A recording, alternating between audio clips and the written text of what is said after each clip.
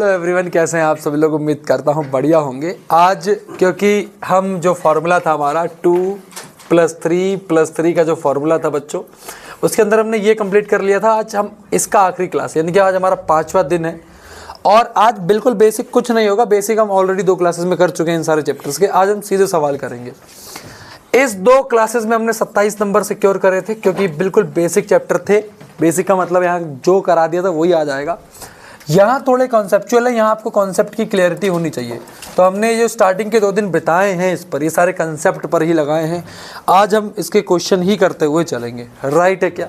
चलिए, तो अब सीक्वेंस में चलते हैं। हमने सबसे पहले कोऑर्डिनेट खत्म किया था, तो कोऑर्डिनेट के हिसाब से ही चलते हैं। और जब हम कोऑर्डिनेट के हिसाब से चलेंगे तो कोऑर्डिनेट के बचे हुए सवाल हम आज कंप्लीट करेंगे। ठीक है बच्चों, आप बोलेंगे हाँ जी सर।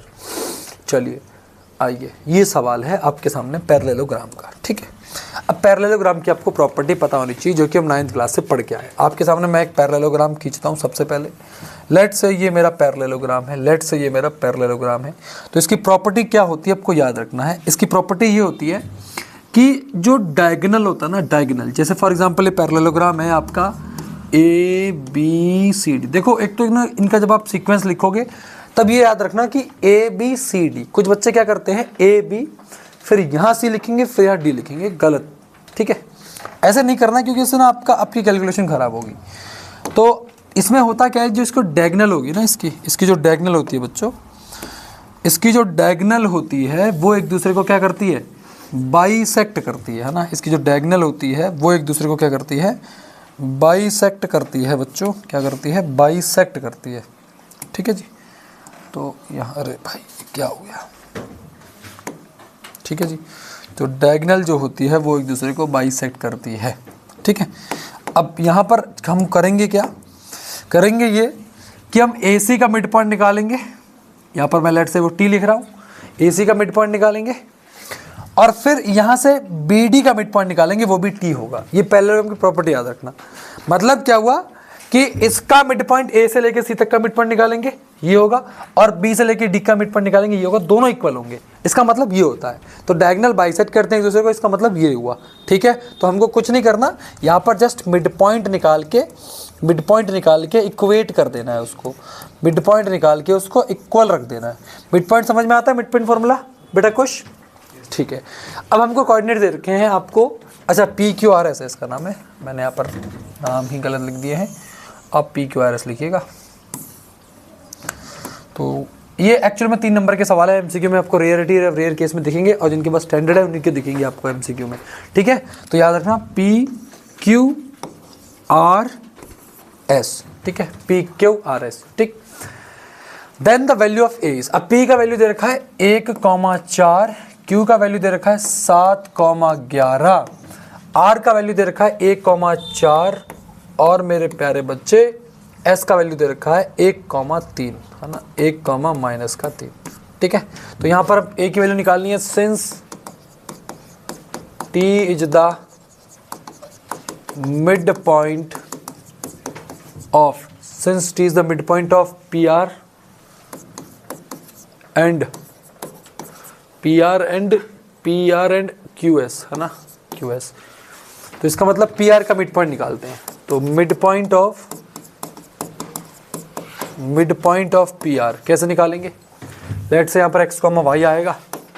x, y बराबर A+1/2, A+1/2, 4 + 4 8/2, 4 + 4 8/2। तो यहाँ से x y आ गया आपका A+1/2 और 8+ यानी कि 8/2 मतलब 4। ठीक है, अब हम निकालते हैं मिड पॉइंट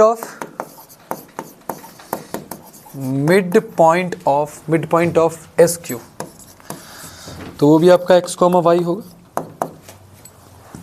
ठीक है, तो ये क्या निकलेगा? 7 + 1 8/2, 7 + 1 8/2, 11 - 3 8/2। ठीक है, 8/2। तो इसका मतलब दोनों मिड पॉइंट कैसे होने चाहिए बच्चों? ये चीज समझ में आई सभी को? मिड पॉइंट निकाला मैंने। आराध्य बेटा, आकृति समझ में आई बात? सीधे के बैठ जा बेटा, बारात में आया क्या?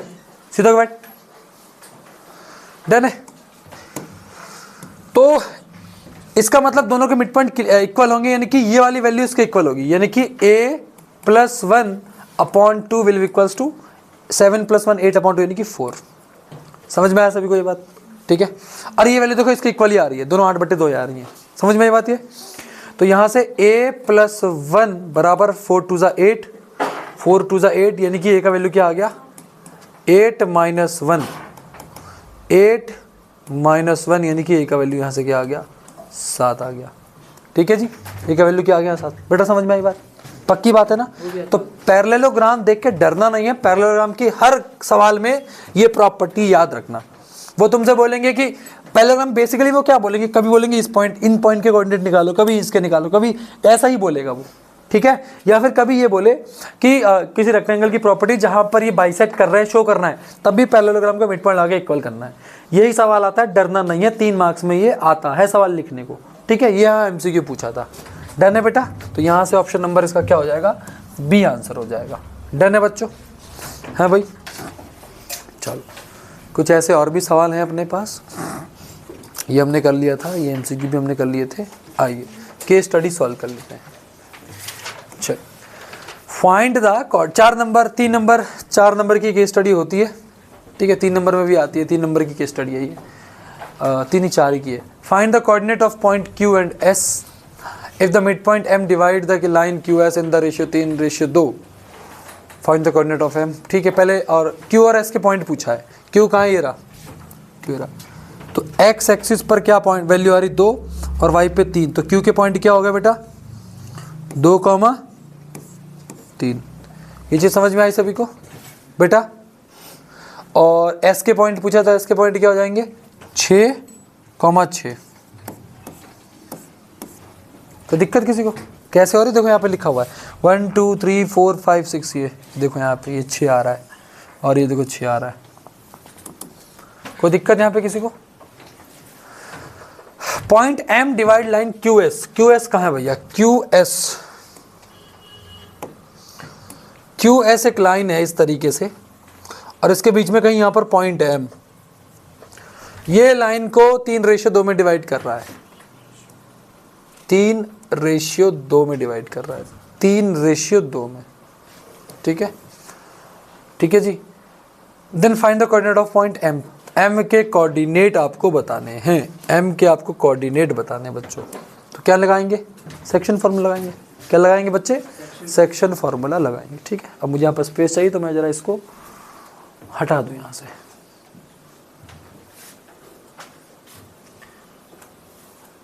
अरे भाई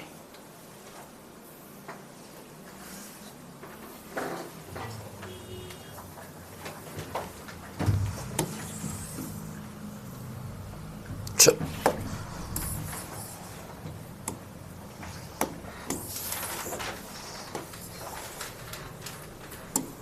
चलिए पॉइंट्स ऑफ M यानी कि कोऑर्डिनेट्स ऑफ M निकाल लेते हैं। सेक्शन फार्मूला होता है 3 × 6 है ना, ये XY तो निकलेगा 3 × 6 18 प्लस 2 × 2 4 अपॉन में 5 कॉमा 6 × 3 18 और 2 × 3 6 अपॉन में 5। तो x कॉमा y आपके आ जाएंगे 22/5 कॉमा कितना 34, सॉरी 24, 6 है ना ये, सॉरी 6 यानी कि 24/5। ठीक है, तो ये आपके कोऑर्डिनेट्स होगा किसके? M पॉइंट के। डन है? अच्छा QR का पूछा है उसने 1:2 में, तो इसको सेल्फ करो। QR को देखो, Q के पॉइंट आएंगे 2,3, Q आ जाएगा 2,3 और R आ जाएगा 6,3 और ये डिवाइड हो रहा है किसी पॉइंट G से, किसी पॉइंट G से किस रेशियो में बच्चों? किस रेशियो में? 1:2 में, 1:2 में। ठीक है जी, ओके डन है। और फिर थर्ड वाला पूछा है find the distance between vertices Q and S। Q और S के बीच का डिस्टेंस बताना है, Q और S के बीच का डिस्टेंस, यानी कि इन दोनों के बीच का डिस्टेंस। तो यहाँ क्या लगेगा, क्या लगेगा राधे बेटा, डिस्टेंस फार्मूला है ना। तो मैं डिस्टेंस निकाल दे रहा हूँ, ये ला आप खुद करो तो मैं डिस्टेंस कर दे रहा हूँ। ये ला करो बेटा, सारे बच्चे करो इस पॉइंट को। डिस्टेंस वैभव आंसर बताना मुझे। डिस्टेंस फार्मूला, डिस्टेंस फार्मूला होता है 6 - 2 का होल स्क्वायर प्लस 6 - 3 का होल स्क्वायर, और इसका लगा दीजिए अंडर रूट। अंडर रूट 4 का स्क्वायर 16, 3 का स्क्वायर 9, रूट 25 यानी कि 5 सेंटीमीटर। तो आपका डिस्टेंस आ गया 5, डिस्टेंस 5 ही आया था ना। कोई नहीं, आप कोऑर्डिनेट निकालो। बताओ श्रद्धा, श्रद्धा कह रहा हूँ, श्रेयांश क्या आ रहा भाई, क्या ध्रुव यही आ रहा है? 10/3 और यार तू तो समझदार हो गया भाई श्रेयांश, वेरी गुड बेटा। पढ़ते रहो बस ऐसे ही, नाम रोशन करो। किसका नाम रोशन करना चाहते हो? डिस्टेंस क्या ए क्यू निकाल तो दिया मैंने, डिस्टेंस इसका था क्यू से लेके एस का, क्यू एस।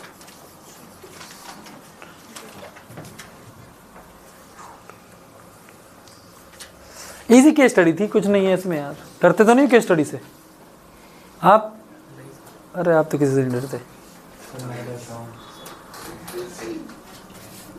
चलो डन है क्या?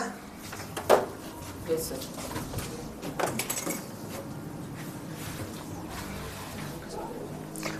ठीक है जी बेटा, क्लियर? Yes sir. अब जरा ये वाली केस स्टडी करते हैं, एक और लेकर आया था मैं, जी वाली। ठीक है, अब Nidhi and Shikha have plan to meet at a park. Nidhi house is at point A, Nidhi का पॉइंट ए पर है, और पार्क है सब। जो दूसरी बच्ची है शिखा, कौन सी है दूसरी बच्ची? अच्छा, पार्क पॉइंट पी पर है, और तीसरी एक बच्ची शिखा, उसका पॉइंट पता नहीं हमको, हम कहीं भी ले सकते हैं। हमने लेट से ले लिया, यहाँ वो पॉइंट है। ठीक है, the coordinate of A which are unknown, point A B C lie on straight line, the park divide the line connecting their houses. हाँ देखो, पार्क डिवाइड कर रहा है कनेक्टिंग देयर हाउसेस, पार्क बीच में है, पार्क जो है वो डिवाइड कर रहा है। इसका मतलब शिखा का घर यहाँ होगा, निधि घर यहाँ होगा, और बीच में कहीं ना कहीं पार्क होगा। पार्क डिवाइड कर रहा है, इसलिए मैंने सी का पॉइंट यहाँ लिया। समझ में आ गया बेटा? ठीक। अब A B ratio B C का 3:2 हो रहा है, यानी कि 3:2। ठीक है जी, 3:2। कभी कभी ऐसे होता है जब आप एक बार सवाल पढ़ते हो आपको समझ में ना आए, दोबारा सवाल पढ़ा करो, और जब ऐसी चीज़ें में फंस जाओ उसे छोड़ के आगे सोल्यूशन पूरे कर लो और दोबारा आया करो क्वेश्चन पे, तो आपको आने लगेगी, ये बात पक्की है। अब तुमने एग्जाम्पल भी देख लिया उसका। ठीक है, तो आपको पॉइंट सी के कोऑर्डिनेट्स बताने हैं, है ना, कोऑर्डिनेट्स ऑफ पॉइंट सी के। तो ये मैंने लेट से ये x1, y1 निधि के घर के कोऑर्डिनेट, और शिखा के घर के हैं x2, y2, और बीच में b के कोऑर्डिनेट आपको दे रखे हैं x, y आपको दे रखे हैं। तो यहाँ लगेगा कौन सा फॉर्मूला बच्चा? Section formula. ठीक है जी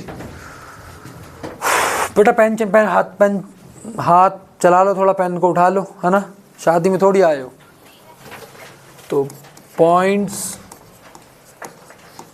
ऑफ शिखाज हाउस, शिखा है कौन सा? हाँ, शिखा का घर, शिखाज हाउस। ठीक है जी। अच्छा, आपको पार्क के पॉइंट दे रखे हैं x, y बराबर। फॉर्मूला क्या होता है जी?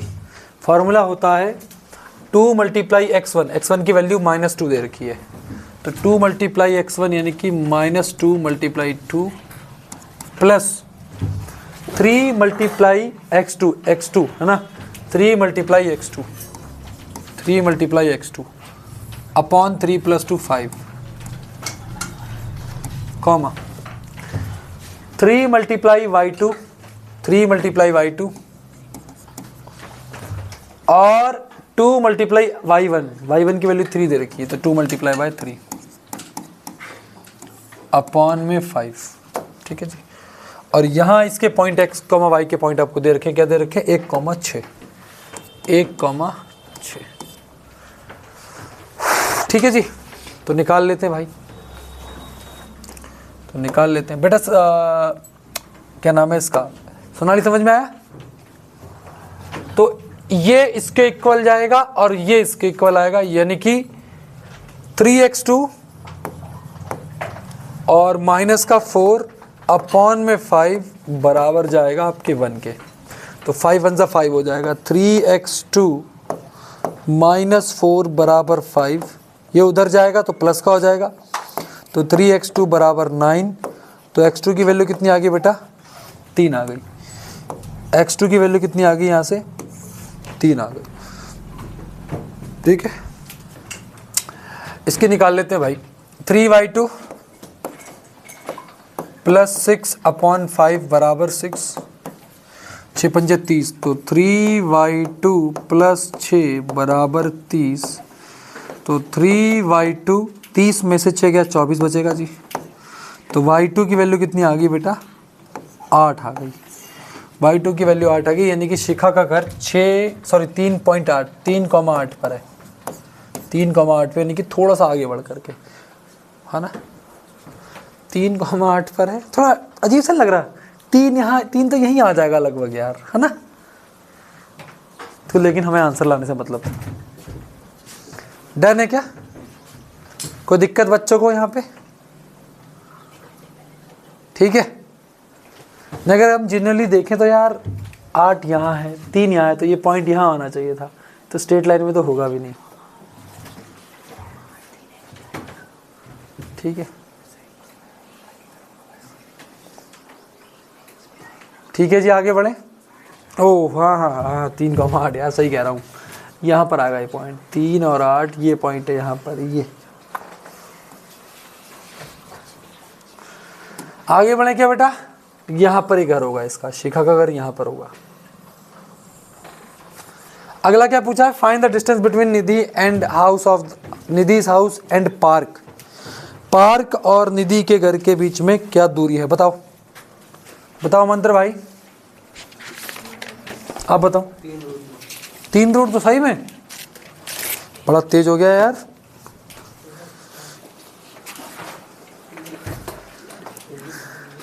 यार तुम्हें लड़कों ये हरकतें कहाँ सीखते हो, पापा पापा वाली हैं? ये मत करा करो बेटा, लड़के होते ही ठीक है, कभी लड़कियों को नहीं देखा मैंने, लेकिन यहाँ तो लड़कियाँ भी देख ली मैंने। देश बदल रहा है भैया, आज से पहले मैंने सुना नहीं था कि लड़कियां कहती मम्मी मम्मी मम्मी, यहाँ तो लड़कियां भी बोलती हैं। चलो डन है क्या, चलो भाई निकाल दो यार। बेटा क्या है सोनाली, ठीक है ठीक है। शिखा और पार्क का डिस्टेंस बता दो, डिस्टेंस ही पूछ रहे, बता दोगे ना, ये सेल्फ कर लो यार, ये खुद कर लो सेल्फ।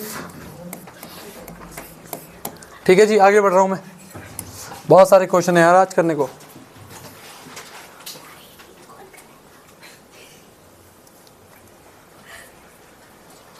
चलो ट्राई सेक्शन, ये 3 नंबर के सवाल एमसीक्यू में जानबूझ के डाले गए हैं, 3 नंबर के सवाल हैं ये।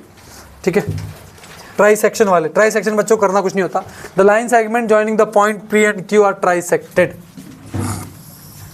ठीक है, P, Q is trisected the coordinate point of trisection R। ठीक है, तो ये पॉइंट P है, ट्राइसेक्टेड का मतलब 3 बराबर हिस्सों में, तो एक हिस्सा ये एक हिस्सा ये। ठीक है, तो पॉइंट ऑफ ट्राइसेक्शन मैं मान लेता हूँ ये निकालना है मुझे। ठीक है, तो R PQ को R और Q किस रेशियो में बटेगा बेटा, सुनो बच्चों बहुत ध्यान सुनो। ट्राइसेक्शन में अगर बोला होता कि दोनों पॉइंट निकालने हैं, तो मैं लेट से इसको S ले रहा हूँ, अगर आपको S पॉइंट निकालना है तो इधर का रेशियो 2 हो जाएगा और इधर का क्या हो जाएगा 1, और अगर आपको R निकालना है तो इधर का क्या ले लोगे 2 और इधर का क्या ले लोगे 1। समझ में आ गया। हम यहाँ पर कोई भी एक पॉइंट निकाल देते हैं, R निकाल देते हैं, चलो R निकालते हैं। तो R को जब निकालेंगे तो P की वैल्यू हमको दे रखी है 3, -1 और Q की वैल्यू दे रखी है -6,5। ठीक, तो R के पॉइंट निकालने कैसे निकालेंगे बेटा, R के पॉइंट -6 मल्टीप्लाई 2 माइनस का 12 प्लस 1 मल्टीप्लाई 3 अपॉन में 3, ठीक है, अपॉन में 3 comma 2 multiply 5 10 plus 1 multiply -1 upon में 3, तो ये हो जाएगा माइनस का 9 अपॉन 3 कॉमा 9 अपॉन 3, तो आंसर आएगा माइनस का 3,3। ठीक है, समझ में आ गया? कोई दिक्कत तो नहीं ट्राइसेक्शन में? चलो एक काम करो, अब ये तो आंसर आ गया हमारा -3,3, यानी कि ऑप्शन नंबर बी आंसर है।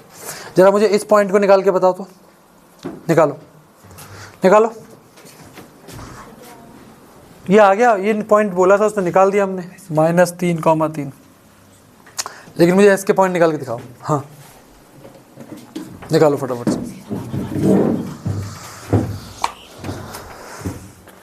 अरे करता क्यों नहीं बेटा, कोई और आके लिखेगा।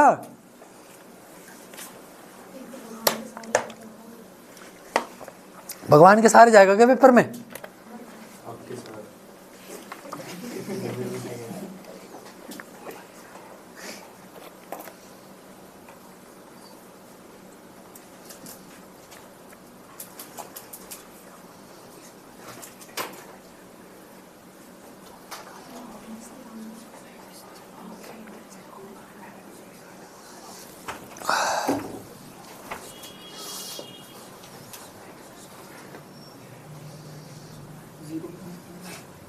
जीरो कॉमा 1 आ रहा है, ठीक है। तो यहाँ 0,1 ऑप्शन में है भी नहीं, इसलिए मैंने वाला पॉइंट निकाला था। ठीक है, समझ में आ गया? यहाँ पर एस के जो पॉइंट आएंगे वो आएंगे 0, चलो ये मिड पॉइंट वाला कर लिया था हमने। चलो इम्पोर्टेंट सवाल है 3 नंबर का।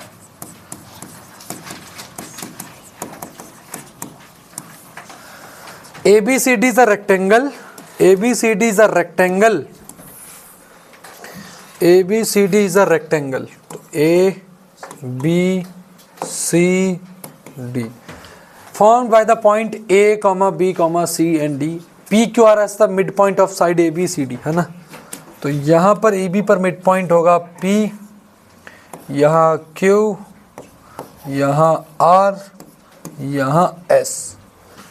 ठीक है, S are the midpoint of the side AB, C, D, AD respectively, so that the diagonal of quadrilateral PQRS bisect each other. PQRS की diagonal बनाओ पहले तो आप PQRS को खींचो पूरा।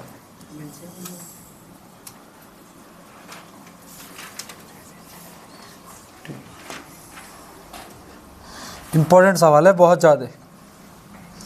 PQRS को खींचो पहले।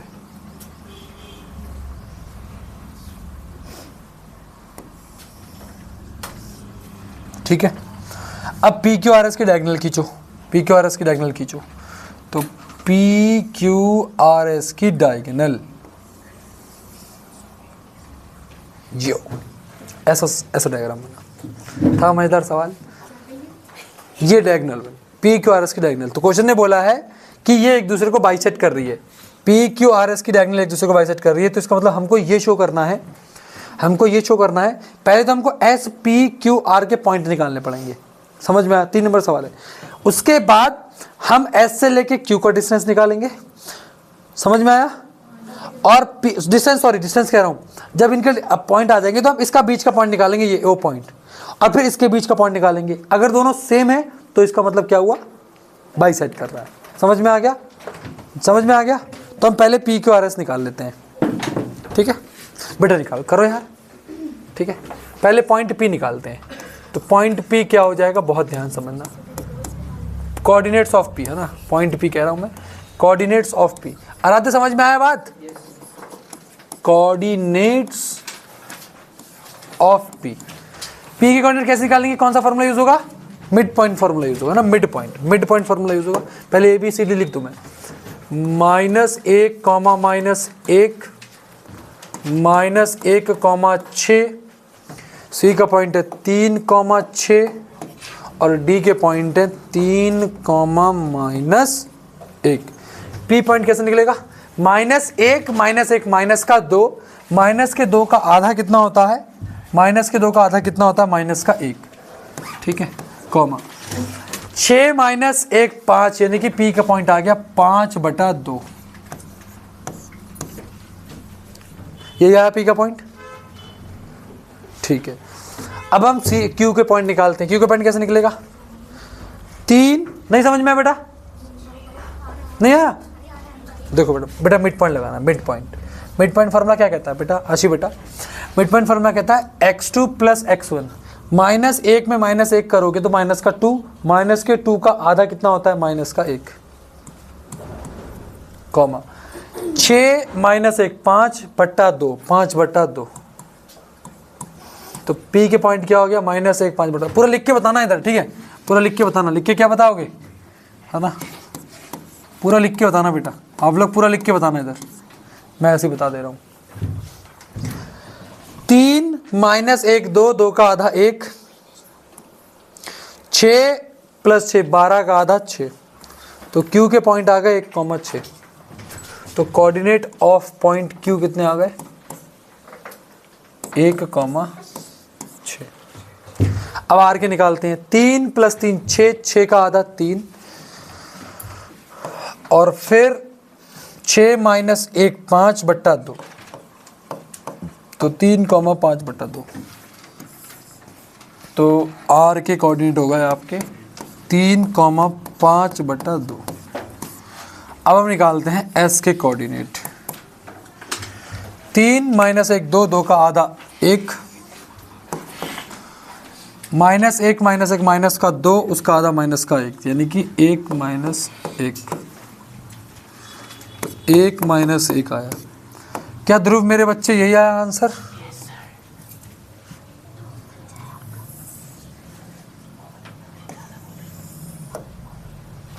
बेटा लड़ो मत बेटा।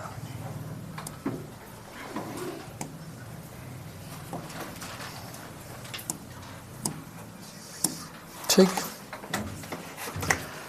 समझ में आ गया? अब हम क्या निकालते हैं? अब हमको शो करना है कि जो डायगोनल है वो एक दूसरे को बाइसेक्ट कर रही है, मतलब आधा आधा बांट रही है, यानी कि बीच बीच में बांट रही है। ठीक है, तो याद रखते हैं, हम यहाँ पर एक करते हैं कि O is the point on PR, है ना? तो O is the point on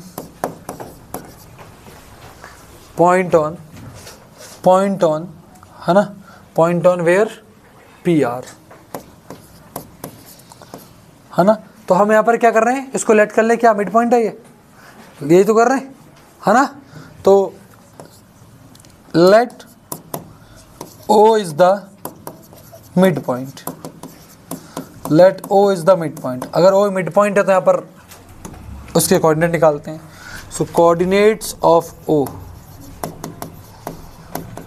coordinates of O क्या हो जाएगा? O के कोऑर्डिनेट्स PR का निकालना है। तो 3 - 1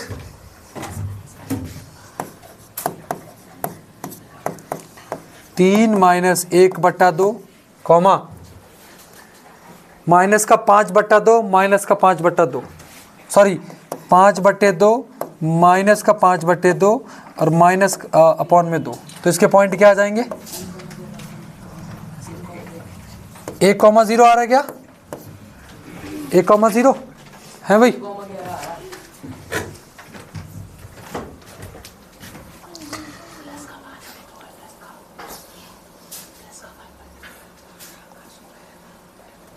बताइए। अच्छा प्लस कर, ओफो यहाँ प्लस करना है यार, सॉरी।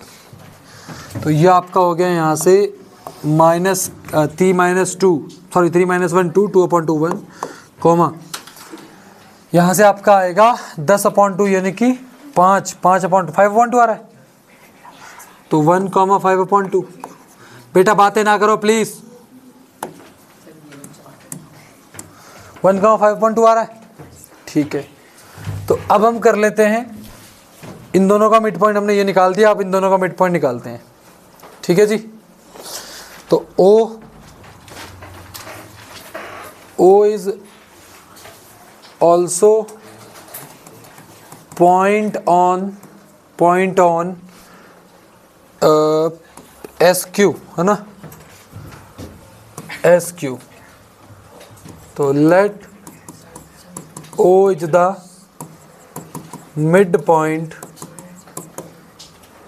ऑफ SQ, और अगर O इसका मिड पॉइंट है, सो देन द कोऑर्डिनेट्स क्या हो जाएगा, x, y। ठीक है, तो ये हो जाएगा SQ के निकालने हैं ना, तो 1 S और Q के ना, 1 + 1 2 अपॉन में 2 कॉमा 6 - 1 अपॉन 2। तो ये हो गया 1, यहाँ से 1 आएगा और यहाँ से क्या आएगा 5.2। ठीक है जी, यहाँ तक समझ में आ गई बात, क्या दोनों इक्वल है, तो यहाँ पर लिखता हूँ, सिंस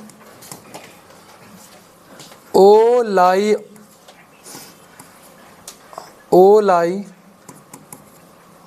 या फिर हम कह सकते हैं कि O is midpoint of both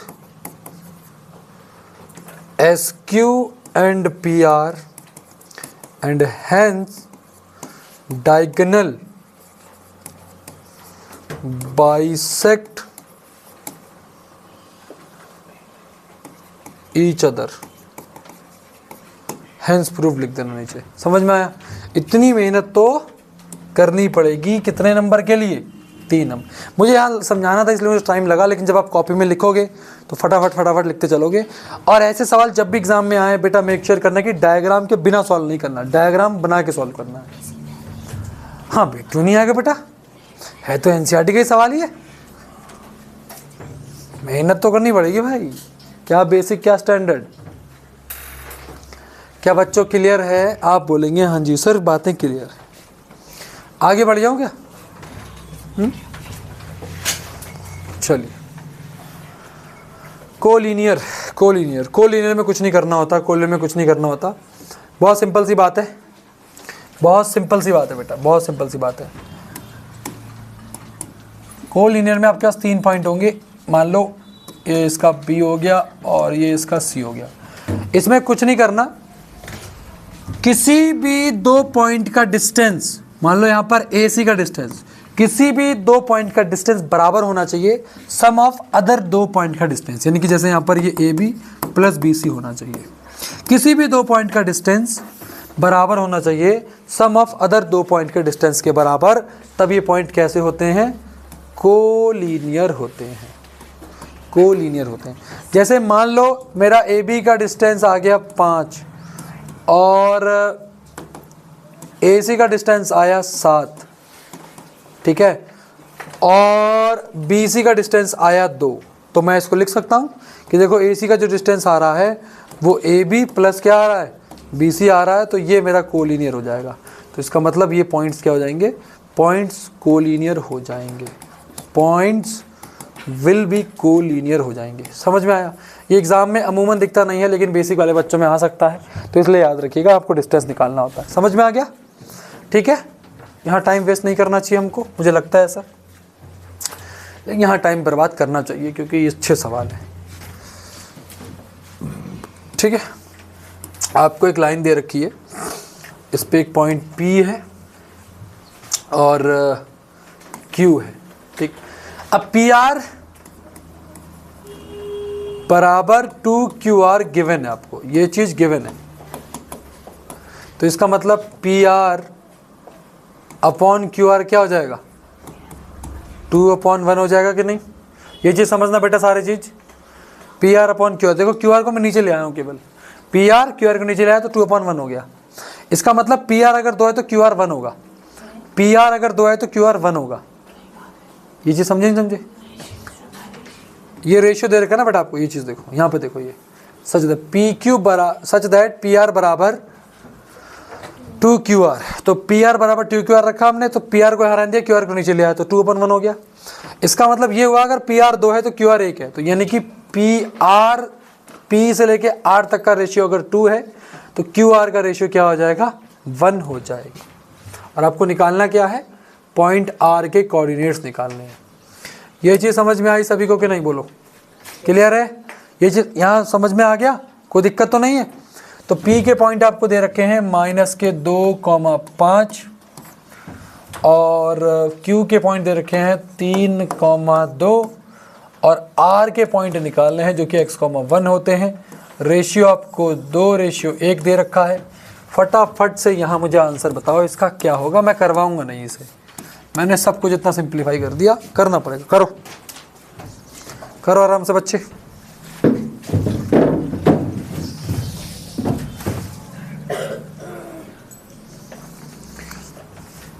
करता क्यों नहीं है?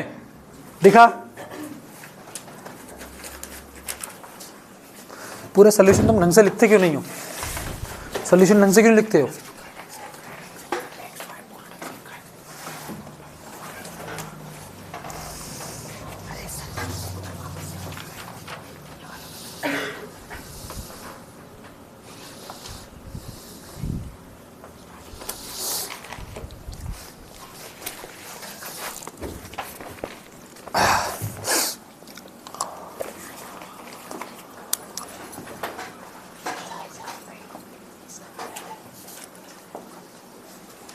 बेटा आजा।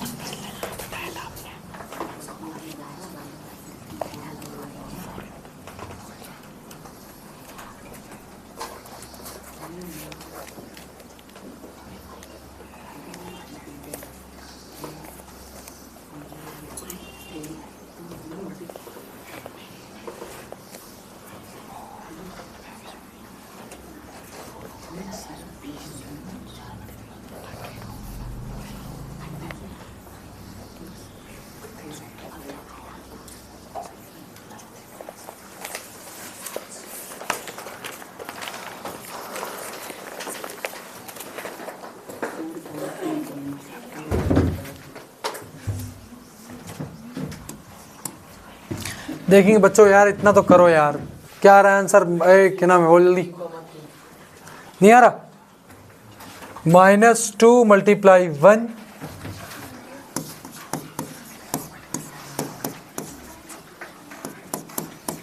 प्लस 2 × 3 अपॉन में 3 कॉमा 1 × 5 2 × 2। तो x, y बराबर 3 × 2 = 6 -2 4/3 कॉमा 9/3, यानी कि x, y आ रहा है 4/3 और कॉमा 3। ये आ रहा है क्या आंसर? तुम इतना नहीं कर पा रहे हो यार, बेवकूफ़ हो गए हो कहते क्या हैं? मतलब एक फार्मूला नहीं पुट कर पा रहे हो। किसके भरोसे जी रहे हो? वीडियो देख देख के नहीं एग्जाम में लिख पाओगे। बैठे रहो 6-6 घंटे वीडियोस में, केवल देखते रहो। ठीक है, समझ में आया नहीं? जब तक पेन नहीं उठा, मैथ ऐसी है ना, पेन उठाओगे नहीं कुछ नहीं कर पाओ, कोई टीचर कुछ नहीं कर सकता तुम्हारा। चलो, show that this points are vertices of a square. Square के वर्टिसेस का मतलब ये ए बी हो गया, ये सी हो गया, डी हो गया। तो आप कुछ मत करो, यहाँ पर डिस्टेंस निकालो। डिस्टेंस निकालो ए बी का, फिर बी सी का, फिर सी डी का, फिर डी ए का। इन सब का डिस्टेंस निकालो। आप निकालो डिस्टेंस, सबका डिस्टेंस निकालो।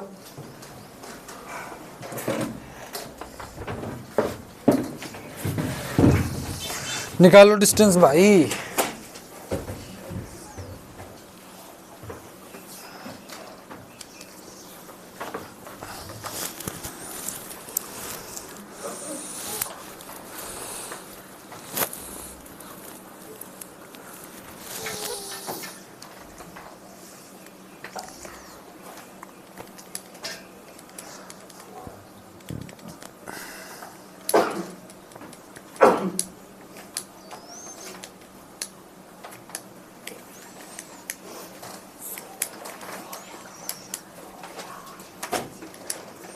ओके अल्लाह दिखाओ।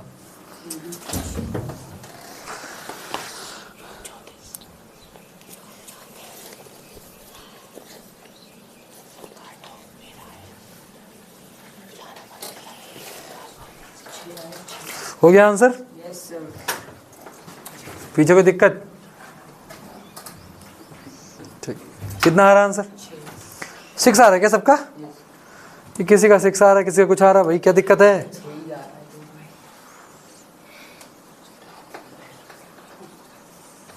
डन है बच्चों, दिखाओ जरा।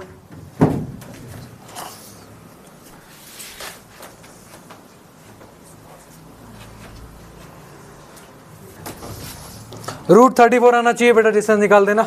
सबकी रूट 34 आएगी, मेरे यहाँ बच्चों की रूट 34 आ रही है, तो आपकी भी आनी चाहिए। ठीक है बच्चों, रूट 34 और लिख देना लास्ट में since all sides are equal it is a square. ठीक है, ठीक। चलो स्टैट के कुछ सवाल बचे थे क्या?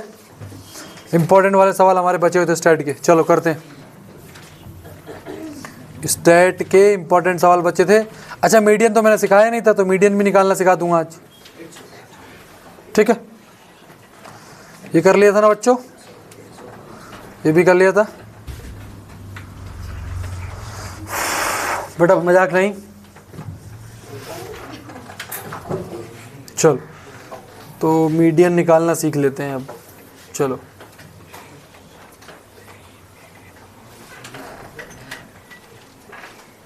चलो मीडियन निकालना सीखते हैं। चलो बेटा मीडियन सीखेंगे, चलो निकाल लो कॉपी फटाफट से। चलो अब मीडियन में हमको ये हमारी फ्रीक्वेंसी दी है, ये हमारा क्लास इंटरवल दिया है, और यहाँ पर हमको एक चीज़ निकालनी पड़ती है जिसको हम कहते हैं क्यूम्युलेटिव फ्रीक्वेंसी।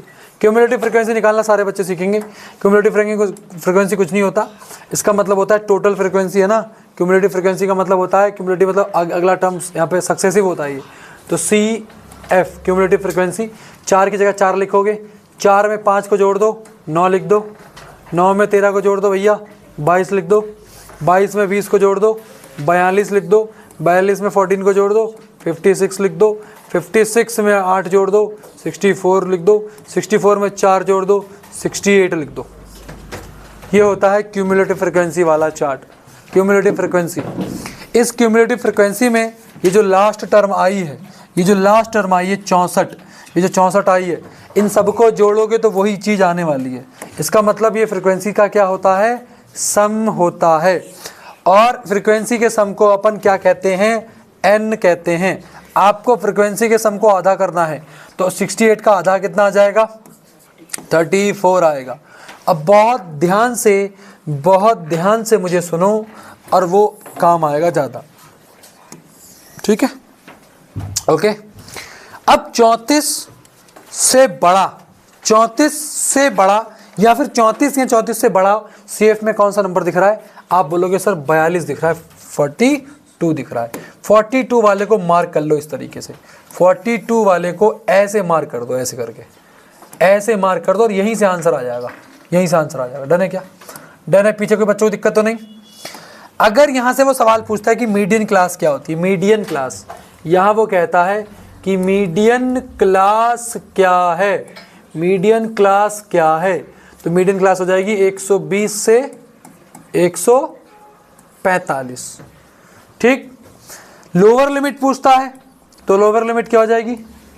125। अपर लिमिट पूछता है क्या हो जाएगी? 145। हाइट पूछता है 145 से -120 कितना हो जाएगा? 25 हो जाएगा। समझ में आया कि नहीं? क्लियर? अब आगे बढ़ते हैं। अब यहाँ जो आपने मार्क करा है उसमें फ्रीक्वेंसी की वैल्यू होगी 20। क्या होगी? फ्रीक्वेंसी की वैल्यू होगी 20। वही जो मार्क करा वही फ्रीक्वेंसी वहीं से निकालनी है। लेकिन एक चीज़ याद रहे, अगली चीज़ CF की वैल्यू निकालनी पड़ती है, तो CF की वैल्यू जस्ट ऊपर वाली वैल्यू होती है, ये होती है CF की वैल्यू 22। क्या समझ में आ गया?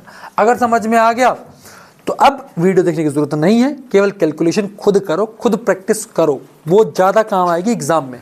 एग्ज़ाम में कोई काम नहीं आएगा, एग्ज़ाम में खुद का दिमाग काम में आता है। अब मीडियन निकालने का फॉर्मूला याद होना चाहिए। मीडियन याद नहीं है तो भाई कोई टीचर बोर्ड पे लिख के देगा, उससे याद नहीं होगा, खुद कॉपी में लिखते रहो, याद हो जाएगा। मीडियन का फॉर्मूला होता है L + n/2 - CF अपॉन में F मल्टीप्लाई बाय एच। ठीक है, अंधभक्त नहीं बनना चाहिए किसी का भी, खुद काम करो खुद के ऊपर। डन है? आप बोलेंगे हाँ जी सर, हमें ये सारी की सारी चीज़ें क्लियर है क्योंकि आपने हमको समझा दी, हमारी आंखें खोल दी। डन है? आप बोलेंगे हाँ जी सर। अब पुट कर दो इसमें, केवल पुट करना है। एल की वैल्यू कितनी दी है? एल की वैल्यू कितनी दी है? एल की वैल्यू आई है 125, तो 125 प्लस, ठीक है। अब एक बात और बताऊं, मीडियन हमेशा किसके बीच रहेगा? 125 से 145 के बीच में रहेगा, ये बात याद रखना। ठीक है जी, डन है, ये भी याद रखनी होती है। ठीक, तो 125 प्लस n/2 की वैल्यू कितनी थी? 34 माइनस सी एफ की वैल्यू कितनी है? 22 अपॉन में एफ कितना है? 20। ठीक है जी, और मल्टीप्लाई बाय एच की वैल्यू कितनी है? 25। डन है क्या? आप बोलेंगे हाँ जी सर, हमें ये चीज़ क्लियर है। 5 से 5 बार, 5 से 4 बार काटेंगे इसको, 5 से 5 बार, 5 से 4 बार, तो यहाँ से 125 प्लस यहाँ से बचेगा 12 और नीचे बचा 4, इधर बचा 5। ठीक है, कितना आ रहा है आंसर बेटा? एक्स कितना है? अरे तो 20 है तो बोलो ना, 20 है क्या? कहाँ लिखा है 20? अरे यार हाँ 25 क्यों लिख दिया मैंने, सॉरी बेटा। 145 माइनस 25 20 होता है यार, सॉरी बच्चों, होती है गलती, को दिक्कत नहीं। तो यहाँ से 12 नीचे आ गया 20 और यहाँ भी 20 था। ठीक है, और 20 से 20 कट गया, 20 से 20 कट गया, 137 आ रहा क्या? 137। तो इसका मतलब मीडियन हमेशा मीडियन क्लास के बीच में आता है, मीडियन हमेशा मीडियन क्लास के बीच में आता है, तो मॉड भी हमेशा मॉडल क्लास के बीच में आता है। डन है? डन है, पक्का पक्का। लेकिन दिक्कत आती है बच्चों को इस क्वेश्चन में, इसमें भी नहीं, इसमें। चलो समझाता हूँ। अब इसमें आपको ये दे रखा है नंबर ऑफ पॉलिसी होल्डर। ठीक है,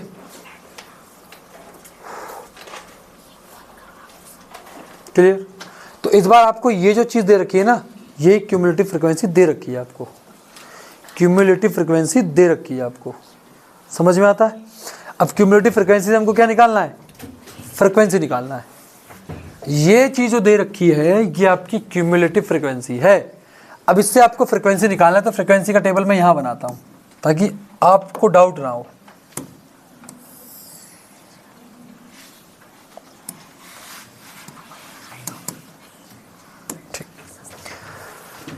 एक बात आओ, क्लास इंटरवल कैसे निकालें? बिलो 25, सुनो ध्यान से, सुनो, बिलो 25 देखना ध्यान से, बिलो 25 से बिलो 20, यानी कि सारे 20 से कम वाले होंगे, तो इसका मतलब ये जो होंगे वो 20 से 25 वाले होंगे, है ना। तो पहला आएगा आपका 15 से 20, अब फिर आएगा 20 से 25। नहीं समझ में, बता रहा हूँ, चलो देखो, सुनो, ये 6 जो बच्चे हैं ये कितने साल से कम वाले हैं? 25 से कम वाले हैं। और ये जो 2 बच्चे हैं ये कितने से कम वाले हैं? तो एक बात आओ, ये 25 से कम वाले बच्चे ये हैं, 20 से कम वाले बच्चे ये हैं। अच्छा, अगर मैं बोलूँ 25 से कम वाले बच्चों में वो बच्चे भी तो आए होंगे जो 20 से भी कम होंगे, वो भी तो आए होंगे। अगर यहाँ लिखा है बिलो 25, तो बिलो 25 के कितने बच्चे हैं? 6 बच्चे हैं, और बिलो 20 के 2 बच्चे हैं। तो जब बिलो 25 की मैं बात कर रहा हूँ तो इसमें वो बच्चे भी आए होंगे जो 20 से भी कम होंगे। तो अगर मैं 20 से कम वाले बच्चे निकाल दूं तो 20 से 25 के बीच में कितने बच्चे आएंगे? 20 से 25 के बीच में कितने बच्चे आएंगे? 4 आएंगे। कैसे पता लगा? मैंने क्या करा, 6 में से 2 माइनस कर दिया। तो इसका मतलब इससे पहले 20 तक रहा होगा और 5-5 का गैप है, तो 15 से 20 तक के कितने बच्चे होंगे? 2 होंगे। बेटा ये समझ में आई? ठीक है, देखो 5-5 का गैप ही तो आएगा सब में, 25 और 30 5 का गैप, इसलिए मैंने यहाँ भी 5 का गैप रख लिया, 20 से 15, मतलब 15 से 20 के बीच में रख दिया। डन। अब 30 से 25 के बीच, मतलब 30 से बिलो वाले 24 बच्चे हैं। अब 24 बच्चों में 6 बच्चे वो भी होंगे जो 25 से कम वाले होंगे, उनको माइनस करना पड़ेगा। तो इसका मतलब 25 से 30 में कितने बच्चे होंगे? 24 में से 6 माइनस करो, कितने होंगे बेटा? 18 होंगे। चेक करो, कोई दिक्कत? नहीं समझ में आया? ठीक। अब 35 से कम में बच्चे कितने हैं? 45। लेकिन 35 से कम वाले वो बच्चे भी होंगे जो 30 से कम में थे, तो इसका मतलब 45 में से 24 माइनस करूंगा, 21 बच्चे वो होंगे जो 30 से 35 के बीच के होंगे। सोनाली समझ में आ रहा नहीं? अच्छा, 40 से कम के बच्चे 78 हैं। अब 40 से कम में बच्चे वो भी होंगे जो 35 से कम में थे, तो इसका मतलब 78 में से 45 माइनस कर दो, 33 बच्चे वो होंगे जो 35 से 40 के बीच के होंगे। ठीक है। 50 के बिलो के बच्चे 89 है, सॉरी कितने, 45 के बिलो के बच्चे 89 है, उसमें 78 बच्चे वो होंगे जो 40 से कम के थे, तो उसको उनमें से माइनस कर दो, तो 40 से 45 के बच्चे कितने हो जाएंगे? 89 में 78 माइनस करो, कितना बचा? 21। ऐसे ही 50 से 55 माइनस करोगे तो 45 से आपका कितना हो जाएगा? 50। तो 892 में से 10 माइनस करो, कितना हो गया? 3 हो गया। फिर 55 से 50 है ना, 50 से 55, तो 98 में से 92 माइनस करो, कितना आ गया? 6। और 55 से 60, 100 में से 98 माइनस करो 2। तो ये चीज समझ में आई? कुछ नहीं करा यार, दो लिख दो यहाँ पर। 25 यानी कि अगली जो फ्रीक्वेंसी बनेगी वो कहाँ से, क्लास इंटरवल जो बनेगा कहाँ से कहाँ बनेगा? 20 से 25 बनेगा, 20 से 25, 6 माइनस 2 4 लिख दिया। अगला क्लास इंटरवल 25 से 30 बनेगा, 25 से 30, 24 में से 6 माइनस कर दो, 18 लिख दो। अगला 30 से 35 बनेगा, 45 से 24 माइनस कर दो, 21 लिख दो। समझ में आ गई बात? अब ये तो आपकी फ्रीक्वेंसी आई है, और पता है आपको CF तो इसमें दे रखा था, CF यही है, देखो 2 2 4 6 6 8 24 24 21 45 45 33 78 21 सॉरी कितना बचा? 11। तो यहाँ पर 89 92 98 100। देखो समझ में आया? समय तो थोड़ा सा इसमें समझने को, इसको समझने में समय लगाओ थोड़ा सा अपने आप। ठीक है जी, ये चीज समझ में आई सही बच्चों को? बेटा सोनाली, आपको दिक्कत थी, अब आ गई दिक्कत क्लियर? पता दिक्कत क्लियर हो गई सोनाली बेटा? ठीक है। चिढ़ क्यों रही हो बेटा? चिढ़ना नहीं है। अब 100 का आधा 50, 50 के आसपास का नंबर क्या दिख रहा है मुझे? 78 दिख रहा है। छोटा नहीं लेते हैं, बड़ा ही लेते हैं। मंत्र निकालो बेटा। L की वैल्यू 35, H की वैल्यू 5, और n/2 की वैल्यू तो हमने कितनी ली है भैया? 78, सॉरी n/2 की वैल्यू 50 है, तो F की वैल्यू 33, F की वैल्यू 33, CF की वैल्यू जस्ट ऊपर वाली वैल्यू है ना 45, निकाल दो। मैं बता रहा हूँ 35 से 40 के बीच में आंसर आएगा, चेक कर लेना जरा। ठीक है 35 से 40 के बीच में आंसर आएगा, निकालो फटाफट से, निकालो। अब सीख गए? अब इसको एक बार दोबारा कर लेना, सीख जाओगे, सारे सवाल कर लोगे इसके, टेंशन नहीं लेनी, टेंशन मित्रानु है नहीं। ठीक,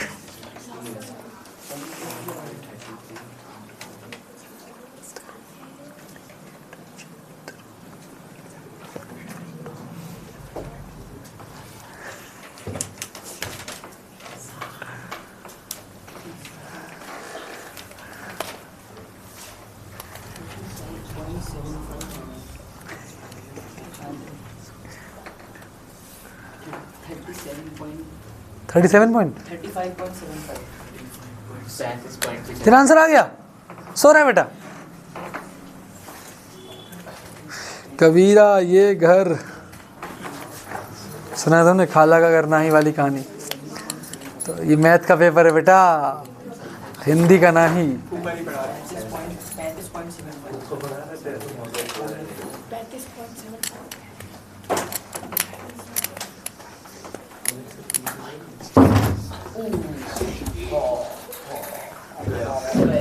चलो कर लोगे ना? क्या आंसर आ रहा है? आंसर लिख देता हूँ यार, बच्चे कर लेंगे। 35.35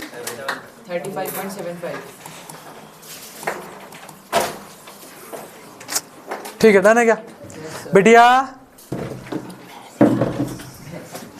चलो आगे बढ़ते हैं। ये तो कर लिए थे हमने यार, बहुत बढ़िया तरीके से करे थे। आंसर जो भी होगा 17। चलो ठीक है, ये भी कर लिया था हमने, ये भी कर लिया था क्या? चलो ये प्यारा सवाल है। Find the unknown entry A B C D E and F in the following distribution of the height student class. ये फ्रिक्वेंसी है और ये क्यूमुलेटिव फ्रिक्वेंसी है और ये 50 दे रखा है। तो क्यूमुलेटिव फ्रिक्वेंसी होता क्या है? तो ए की वैल्यू तो मुझे साफ दिख रही, क्या आएगी? सुनो, एफ की वैल्यू हमेशा ऐड होती है, तो एफ की वैल्यू तो 50 आ गई भैया। और ए की वैल्यू कितनी है? 12 है। अब a प्लस बी 25 दे रखा है, तो a प्लस बी 25 दे रखा है, जिसमें a की वैल्यू 12 है, तो b की वैल्यू कैसे निकालेंगे? 25 माइनस 12 यानी कि 13। समझ में आता है? नहीं आया? मैं बता रहा हूँ बेटा क्यूमुलेटिव फ्रिक्वेंसी होता क्या है? क्यूमुलेटिव फ्रिक्वेंसी में जो वैल्यू यहाँ होती है उसको हम यहाँ लिखते हैं, तो a की वैल्यू कितनी आ गई? ठीक। अब a से b को ऐड करके यहाँ लिखते हैं, तो इसका मतलब a प्लस बी कितना हो जाएगा? 25। a की वैल्यू 12 है, तो 12 प्लस बी बराबर 25, तो b की वैल्यू कितनी आ गई? 13। ये लॉजिक समझे? ठीक। अब 25 प्लस 10, 25 प्लस 10 क्या लिखेंगे हम? c। तो c की वैल्यू कितनी आ गई? 35 आ गई। c प्लस डी 43 होना चाहिए, तो c प्लस डी आपका 43 है, तो c की वैल्यू 35 है, प्लस d की वैल्यू 43 माइनस 35, यानी कि d की वैल्यू क्या हो गई? 43 माइनस 35, तो d की वैल्यू कितनी आ गई? 8। ठीक है। अब 43 प्लस e बराबर 48 होना चाहिए, तो 43 प्लस e बराबर 48 होना चाहिए, तो e की वैल्यू क्या हो गई? 48 माइनस 43, यानी कि कितनी हो गई? 5 हो गई। और यहाँ जो वैल्यू होती है सम, वही ये वाला होता है, तो f की वैल्यू कितनी हो गई? 50। क्या आपको डरा के अगर ऐसा सवाल एग्जाम में आ जाए तो हम नहीं कर पाएंगे क्या? हम नहीं कर पाएंगे क्या? ठीक है बेटा, मजाक मत करो, कर लोगे ना? ठीक है बेटा, ननिहाल में नहीं बैठे हो, सीधे होके बैठो। मैं बार बार उस बच्चे को बोल रहा हूँ सीधा होके बैठ जाओ, सीधा होके बैठ। शर्म नहीं आती क्या? ठीक है ना?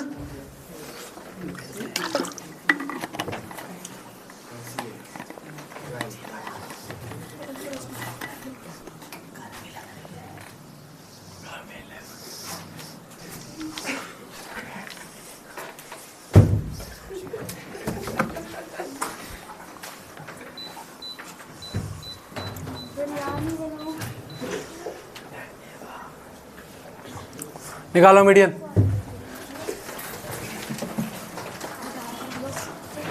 चलो मीडियन CF 8 की जगह 8 लिखेंगे, 10 और 18, 18 से 34, 58, 58 और ऐसा कितना होता भैया? 73, 80, 80 का आता 40, 40 के जस्ट करीब ही मुझे ये दिख रहा है। ठीक है, तो L की वैल्यू 24, H की वैल्यू 8 और CF की वैल्यू 34 और F की वैल्यू 24। ठीक है जी, कोई दिक्कत तो नहीं? मैंने ऐसे ही कर दिया, आप लोग ऐसे करना, कंफ्यूज हो रही हो आप लोग को तो ऐसे कर लेना। ठीक है, जस्ट पीछे वाले लेते हैं ना, छोटी वाली वैल्यू उधर। तो निकालो मीडियंस का फटाफट से, 3 मार्कर सवाल है ये।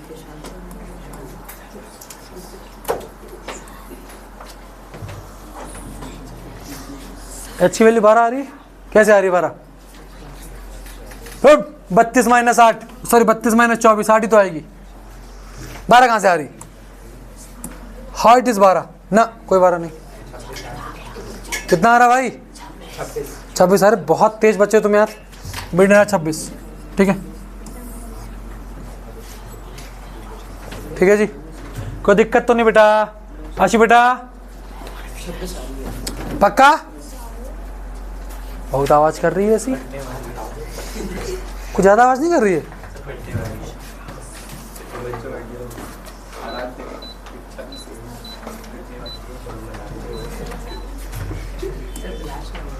चलो ये कर लिया था हमने, ये सब तो हो गए थे यार।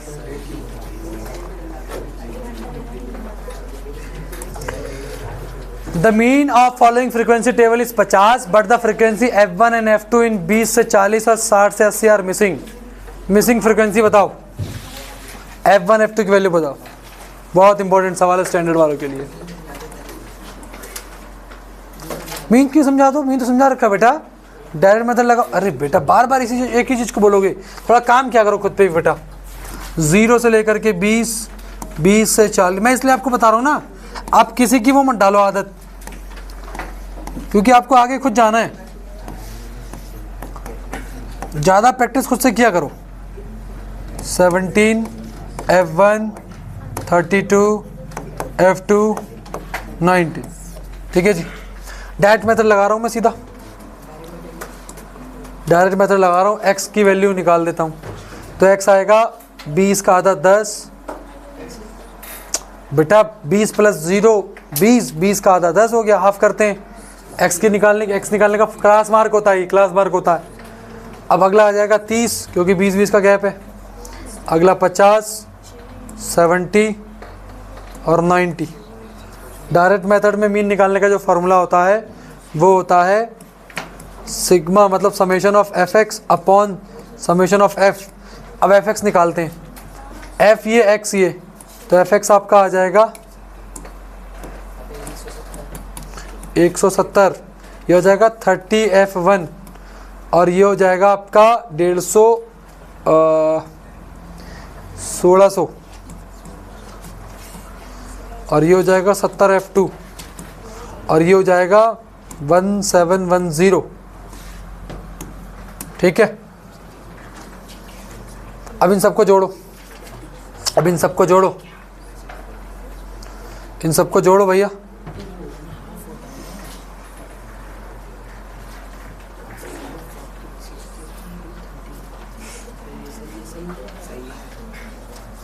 अरे जोड़ो तो, जोड़ के बताओ मुझे, fx को जोड़ो। 170 यानी कि 1770 और 1710 कितना हो गया भैया? 3480। 3480 प्लस नहीं 3480 plus 30 F1 plus 70 F2 upon में 100 और मीडियन आपको मीन दे रखा है क्वेश्चन में ही 50 अपॉन में 100 मतलब समेशन दिखा, सॉरी 120 अपॉन में 120 आएगा क्योंकि सबका सम 120 है, ठीक है जी। समझ में आया सभी को? तो यहां से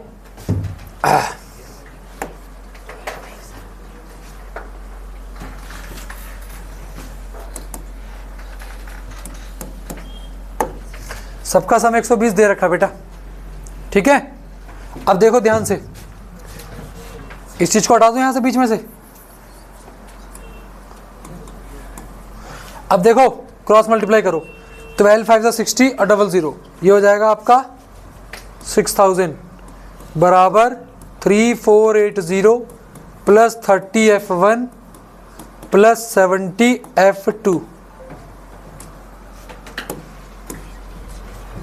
तो 6000 माइनस 3480 बराबर 30 F1 प्लस 70 F2। तो 6000 में से जब 3480 को माइनस करेंगे तो कितना बचेगा भैया? बेटा 2520, 2520 is equals to 30 F1 plus 70 F2। ये एक इक्वेशन बनेगी क्योंकि हमारे पास दो वेरिएबल हैं इस बार और इक्वेशन एक ही है, तो दूसरी निकालनी पड़ेगी इक्वेशन। कहाँ से निकालेंगे चेक करना, चेक करो, सुनो। सबका सम कितना दे रखा है? 120। अगर सबका सम 120 दे रखा है तो उसको जोड़ के देखो, 17 प्लस 32 49, 49 और 19 68, 68 प्लस F1 प्लस F2 कितना है? 120। यानी कि F1 प्लस F2 कितना आएगा? 120 माइनस 68 यानी कि 52। F1 प्लस F2 कितना आएगा? 52। तो यहाँ से अगर मैं F1 की वैल्यू निकालूं तो F1 की वैल्यू क्या आएगी 52 माइनस F2। ये चीज समझ में आई सभी को? यहाँ फिर एक काम करते हैं, अब सब्स्टिट्यूशन लगा दो यहाँ पर, और क्या सब्स्टिट्यूशन लगा दो, कर दोगे ना? तो F1 की वैल्यू आई है हमारे पास, यहाँ सॉल्व कर रहा हूँ, ठीक है। F1 नहीं आया समझ में? कहाँ से नहीं आया? यहाँ तक आ गया समझ में? अब एक बात था, जब टोटल 120 दे रखा है, सारी फ्रीक्वेंसी का सम 120 है, तो इसका मतलब इन सबको जोड़ के 120 आना चाहिए। जरा इन सबको जोड़ो, 17 प्लस 32 49, 49 प्लस 19 68, समझ में आया? 68 प्लस F1 प्लस F2, तो 68 प्लस F1 प्लस F2 कितना होना चाहिए? 120 होना चाहिए। तो यहाँ से F1 प्लस F2 कितना आ गया? 52 माइनस F2 आया। समझ में आ गया? अब इसको पुट करो यहाँ पर, 2520 इज इक्वल्स टू 30। F1 की वैल्यू पुट करो यहाँ पर, F1 की वैल्यू है हमारी 52 माइनस F2 और प्लस 70 F2 प्लस 70 F2, ठीक है। तो ये हो जाएगा 2520 बराबर, जब इसकी से मल्टीप्लाई करोगे तो हो जाएगा 1600 माइनस 30 F2 प्लस 70 F2। तो इसको इधर ले आओ भैया, 2520 माइनस 1600, यहाँ से बना 40 F2, 70 में से 30 गया 40 F2। 2520 में 1600 माइनस करो, कितना बचेगा? 920। 920 बराबर 40 F2। तो 0 से 0 कटा, ये से 23 बार कटेगा, तो F2 की वैल्यू आ गई 23। 2520 कहाँ से आया भैया? 6000 में से 3, इतनी समझ में आ गई? अगर F2 की वैल्यू 23 है तो F1 की वैल्यू 43 आएगी। तो यहाँ से F1 की वैल्यू निकाल दो, 52 माइनस, सॉरी हाँ F1 की निकालिए है ना, हाँ 29 आया, 29 सॉरी। तो F2 माइनस 23, तो यहाँ से F1 की वैल्यू आ गई 29 आ गई। क्या सभी को समझ में आया सवाल? बढ़िया था, अच्छा लगा?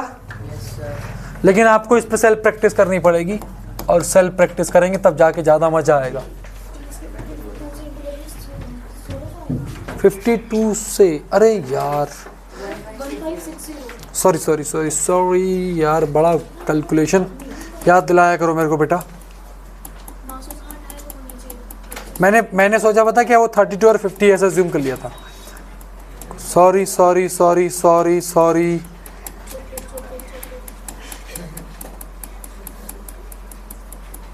ये तो अच्छा हुआ, इसमें से बहुत पीछे डिलीट हो सकता है।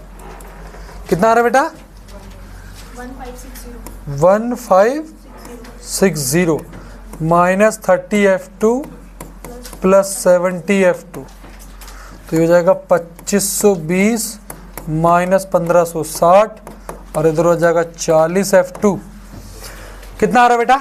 960 आ रहा है पक्का? ठीक है, तो 0 से 0 कट गया। F2 की वैल्यू 24 आ रही है, F2 की वैल्यू 24 आ रही है, यानी कि F1 की वैल्यू 52 माइनस 24 यानी कि 28। सॉरी बच्चों, चलिए कोई बात नहीं बेटा, ठीक है चलो, ठीक है बेटा करो।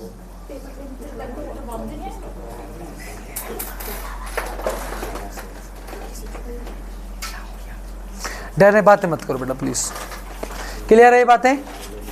पक्का?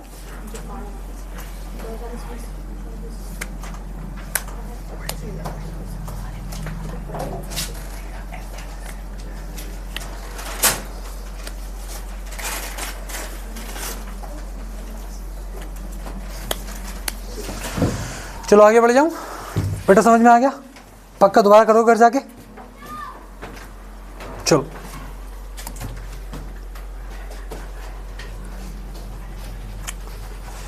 ये मैं PDF आपको भेज दूंगा, इसकी प्रैक्टिस कर लेना मीडियन की, ठीक है बेटा? इसकी प्रैक्टिस कर लेना प्लीज। बाकी बहुत सारी चीजें हमने कर ली थी, ये भी हो गया था। चलो मीडियन क्लास पूछा जरा बताएंगे? भाई नंबर ऑफ टाइम फ्रिक्वेंसी दे रखी है तो CF निकाल लो। 8, 17, 27, 39, 48। 48 का था 24, 24 से जस्ट बढ़ा 27। मीडियन क्लास क्या है भैया? 30 से 45। ठीक है, डन है क्या? चलिए अब बाकी कर लेना यार, मीडियन निकाल दो, मॉड निकाल दो, सब निकाल देना नीचे से।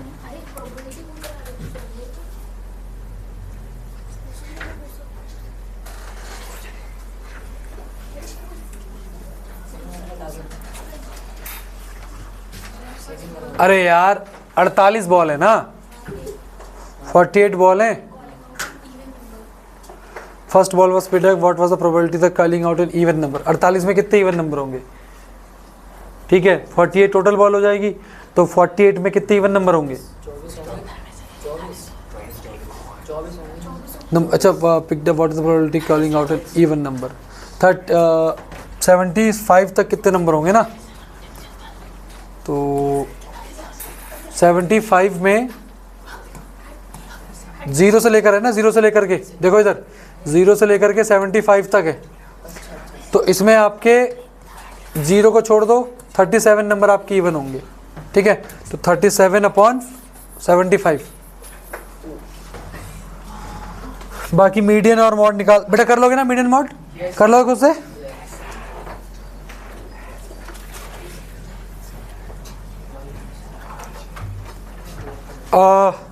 ये सवाल देखो, एनुअल रेनफॉल दिया है, difference of upper limit of model and median class.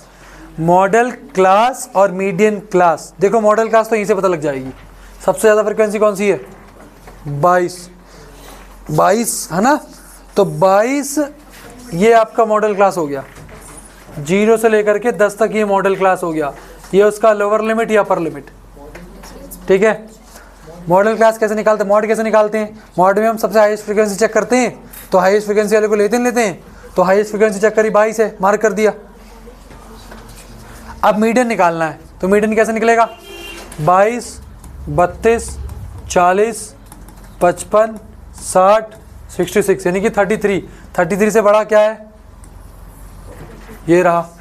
तो मीडियन क्लास 20 से 30 हो गई। क्वेश्चन पूछा था अपर लिमिट, मॉडल क्लास की अपर लिमिट क्या है? 10, और मीडियन क्लास की अपर लिमिट क्या है? 30। 30 और 10 में डिफरेंस कितना है? 20। Option number C. समझ में आया नहीं आया?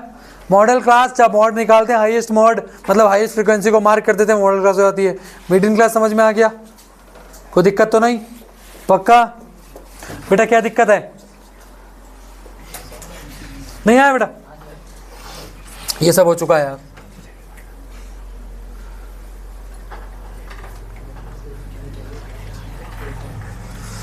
चलो ये इंपॉर्टेंट सवाल है भाई। Find the missing frequency in the following frequency distribution table if the n बराबर 80 और मीडियन 35 है। मीडियन अगर 35 है तो मीडियन 35 का मतलब क्या हुआ? मीडियन क्लास क्या हो गई? 30 से 40। ये चीज़ समझ में आई सभी को? अगर मीडियन 35 है तो मीडियन क्लास क्या होगी? 30 से 40 के बीच में, क्योंकि 35 30 और 40 के बीच में आएगा। पढ़ ले बेटा, इतना बड़ा मैथमेटिशियन नहीं है। कर ले, भी एक सवाल दूंगा कर नहीं पाएगा। मीडियन अगर 35 है तो मीडियन क्लास समझ में आगे कैसे निकालेंगे? ठीक है, अब अगर मीडियन क्लास ये है और हमको मीडियन दिया 35, तो इसका मतलब फ्रीक्वेंसी क्या रही होगी? वाई रही होगी, फ्रीक्वेंसी वाई। एक काम करते हैं, क्यूमुलेटिव फ्रीक्वेंसी निकालते हैं।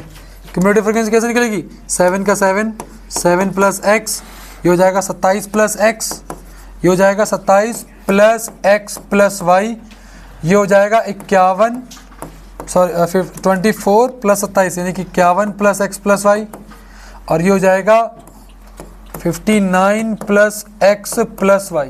ये चीज़ सबको समझ में आई? कैसे निकाला मैंने? देखो कैसे निकाला, देखो ध्यान से। इसको यहाँ लिख दिया ऐसे ही, इसको जोड़ दिया 7 प्लस एक्स के साथ, फिर इसको जोड़ दिया 7 प्लस 27 हो जाएगा, फिर 27 के साथ 27 एक्स प्लस वाई जोड़ देंगे, फिर 27 में 24 जोड़ोगे 51 आएगा, एक्स प्लस वाई साथ में लिखते हुए चलना है। 51 में 8 जोड़ोगे 59 हो जाएगा प्लस एक्स वाई। ये चीज़ समझ में आई सभी को? इशमीत ठीक है, अगर इनको आ रही तो आपको भी आनी चाहिए। अब आपको पता है कि अगर मीडियन क्लास ये है तो फ्रीक्वेंसी ये रहती है, और सी एफ की वैल्यू हम क्या लेते हैं? ठीक है, तो इसका मतलब CF की वैल्यू हो जाएगी 27 प्लस एक्स। अच्छा, ये जो लास्ट में वाला टर्म आया, ये लास्ट टर्म, इसको जोड़ के किसके बराबर आता है? ये मतलब इन सबको जोड़ के यहाँ जो टर्म आया है ये किसके बराबर आता है? 80 के बराबर तो आएगा। तो इसका मतलब 59 प्लस एक्स प्लस वाई की वैल्यू क्या आनी चाहिए थी? 80। तो यहाँ से x प्लस वाई की वैल्यू क्या आ जाएगी? 21। सोनाली समझ में आई बात या नहीं? बेटा समझ में आई? पक्का? अब एक काम करते हैं, मीडियन निकालते हैं। तो मीडियन की फॉर्मूला होता है L प्लस L की वैल्यू दे रखी है 30 प्लस n/2 यानी कि 80 का आधा 40 माइनस CF का वैल्यू क्या है बेटा? 27 प्लस x, है ना, माइनस अपॉन में f की वैल्यू क्या है बेटा? y, और मल्टीप्लाई में h की वैल्यू कितनी है? 10। और कितना आया आंसर? 35। ये समझ में आया कि नहीं? देखो चेक कर लो। ठीक है जी, चलो अब आगे बढ़ते हैं। 30 प्लस 40 माइनस 27 और माइनस का x अपॉन में y मल्टीप्लाई में 10 बराबर 35। अब मैं इन चीज को मिटा रहा हूं जरा, है ये मुझे जरूरत नहीं यहाँ पे। बेटा रहा था, समझ में आया? 30 प्लस 40 में 27 का 13 माइनस x अपॉन में y बराबर, अच्छा यहाँ मल्टीप्लाई 10 भी है तो यहाँ मल्टीप्लाई करनी है 10 की, बराबर 35। कोई दिक्कत है यहाँ तक? y इंटू 30y, अब 10 के अंदर मल्टीप्लाई हो जाएगी तो प्लस का 130 और माइनस का 10x अपॉन में y बराबर 35। तो ये हो जाएगा 30y प्लस का 130 माइनस 10x बराबर 35y। ठीक है, तो एक काम करते हैं, 130 को यहाँ रहने देते हैं। 35y में से 30y उधर जाएगा तो माइनस का हो जाएगा तो 5y बचेगा, और माइनस का 10x उधर जाएगा तो प्लस का 10x। ठीक है, समझ में आया ये बात? अच्छा, अगर मैं 10 और 5 में 5 एलसीएम कॉमन ले लूँ तो ये बचेगा यहाँ पर 130 बराबर 5 कॉमन ले लिया तो ये बचेगा y प्लस 2x। 5 से ये कटेगा 26 बार, तो यहाँ से इक्वेशन बन जाएगी कि y मतलब 2x प्लस वाई बराबर 26, 2x प्लस वाई बराबर 26। और यहाँ से इक्वेशन ये बनी थी और यहाँ से ये बनी थी। ठीक है, तो यहाँ से अगर मैं y की वैल्यू निकाल लूँ तो y की वैल्यू क्या हो जाएगी? 21 माइनस x हो जाएगी कि नहीं हो जाएगी? आप बोलेंगे हाँ जी सर। तो यहाँ पुट कर दो 2x प्लस 21 माइनस x बराबर 26, 2x माइनस x बचेगा तो 26 माइनस 21, तो x की वैल्यू आ गई 5। 6 किसकी आ रही भाई? 6 आ रही थी क्या? कितनी आ रही है? 5 ही तो आ रही है। हाँ ठीक है, तो 16 ही आएगी। दोनों को सम। बेटा रात में क्या दिक्कत है?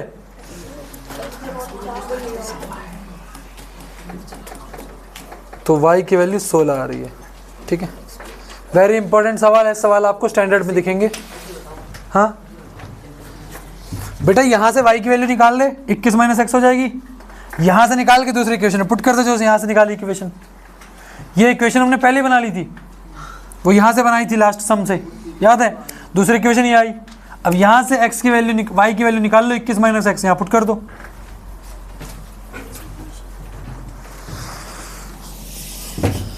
ठीक है, कोई दिक्कत किसी बच्चे को, कोई प्रॉब्लम?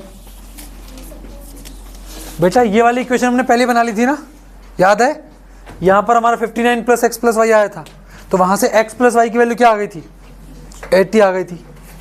मतलब 80 नहीं, 21 आई थी। x प्लस वाई की वैल्यू 21 आई थी ना। ये 59 को उधर ले जाएंगे तो 21 बचेगा यहाँ पे। ये पहले बनाई थी, ये हमारी अभी बनी इसको सॉल्व करके।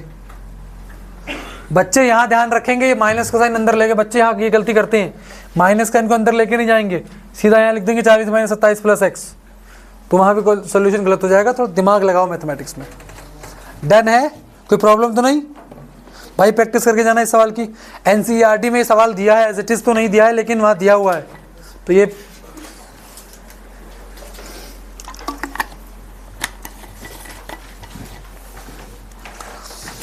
अभी जैसे मैं कर रहा हूँ आपके सामने सोल्यूशन, आप घर में जाके खुद करना, तभी जा करके अच्छा कर पाओगे। बेटा आप घर चले जाओ, जाओ रुक।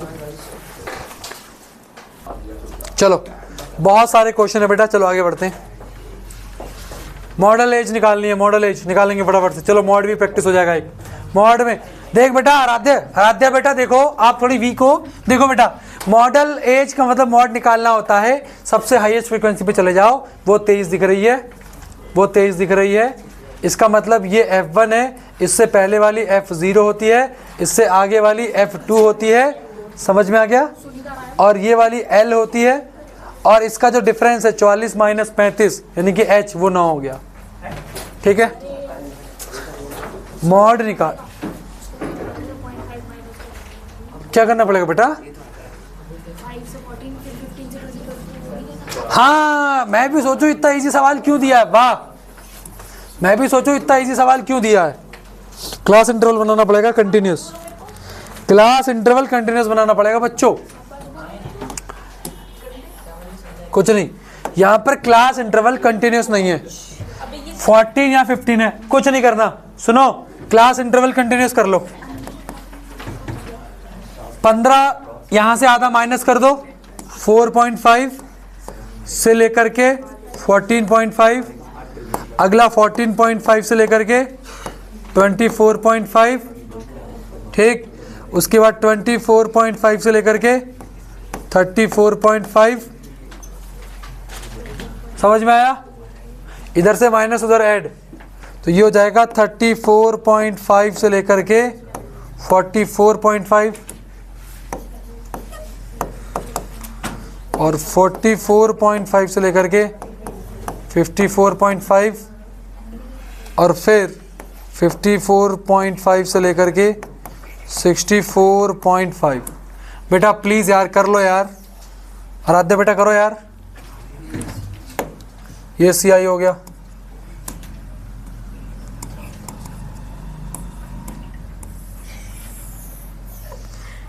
छः 11 21 23 14 5, हाईएस्ट फ्रिक्वेंसी फिर भी ये रही मेरी 23। अब यहाँ से मैं ये F1 की वैल्यू, ये F0 की वैल्यू और ये F2 की वैल्यू, L की वैल्यू आ गई 34.5, H की वैल्यू 10 आएगी। ठीक, तो मॉड निकालने का फॉर्मूला होता है, क्या होता है? L plus F1 minus F0 2F1 minus F0 minus F2 multiply by H। Calculate करेंगे बेटा, कर लो यार, करते क्यों नहीं, खुद करो ना, चलो करो।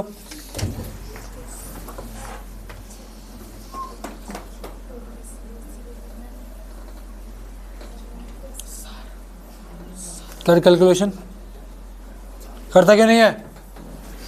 चले यार,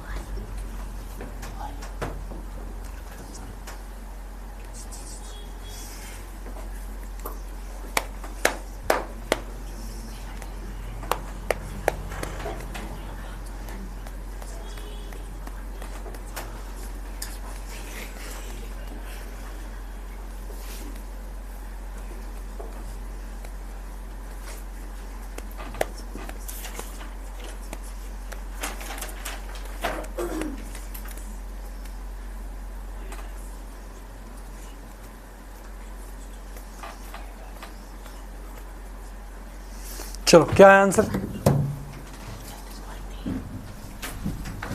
36.3, यही आया क्या सोनाली का?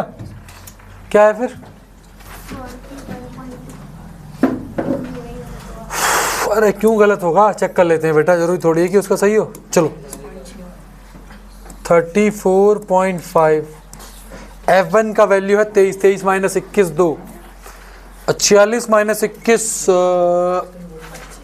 25, 25 माइनस 14 11 मल्टीप्लाई बाय 10, तो ये हो जाएगा 34.5 प्लस 20/11, 34.5 और 1.8 या 9 8 पक्का। तो आंसर आ जाएगा 34.5 प्लस 1.8 35 36.3 आ रहा है, ये तो 36.3 आ रहा है। ठीक है सोनाली बेटा, कहाँ गड़बड़ हो गई बेटा? ध्यान दो बेटा, इसमें तो काम करो। ठीक है जी, करो इसे फटाफट से।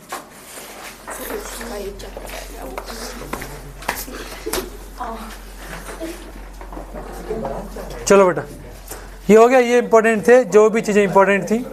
अब आगे ध्यान देना बेटा, आगे ध्यान देना बच्चों। अब ना मैंने यहाँ पर एपी के कुछ क्वेश्चन बहुत सारे करा रखे हैं, और मैं आपको डिस्क्रिप्शन में उसका लिंक भी दे देता हूँ। और जब मैं उसका लिंक दूंगा आप लोगों को, तो आप लोगों को सर्कल लीनियर इक्वेशन के सारे सॉल्यूशन आपको मेरी लास्ट बैच सीरीज में चैप्टर वाइज मिल जाएंगे। प्लीज़ वहाँ से ज़रूर कर लेना, और आप लोग तो आज ही प्रैक्टिस कर लेना, जहाँ फंसो तो उन क्वेश्चन को दोबारा कर लेना। ठीक है बेटा? ठीक है बच्चे, लेकिन 1-2 सवाल बचे हैं, फिर भी वो मैं करवा ही देता हूँ जो नहीं है। ठीक है?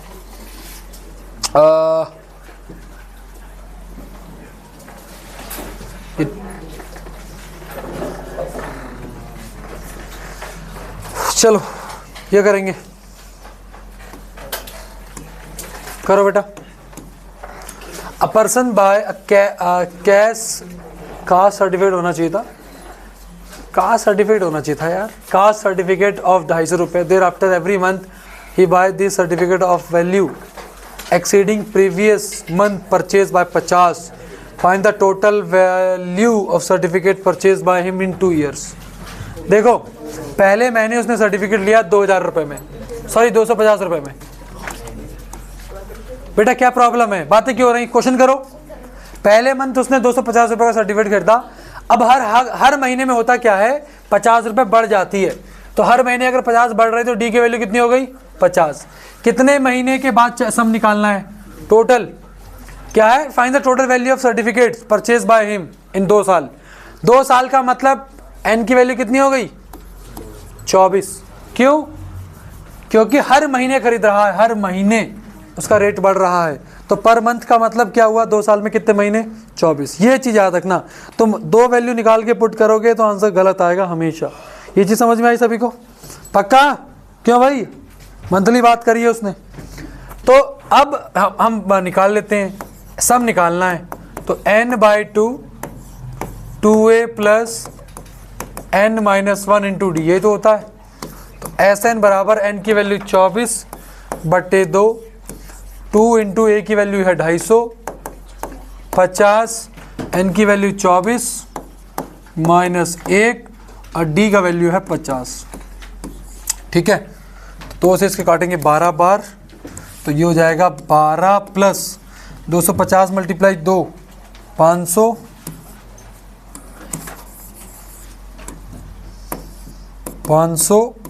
माइनस 23 गुणा 50। ध्रुव बेटा 23 गुणा 50 कितना आ रहा है, 1650। कुछ तो गड़बड़ कर दी मैंने। अच्छा ये माइनस क्यों, 1150 प्लस 500, तो ये हो गया 12 मल्टीप्लाई 1650। तो 12 की मल्टीप्लाई 1650 से करो, कितना आ रहा है answer,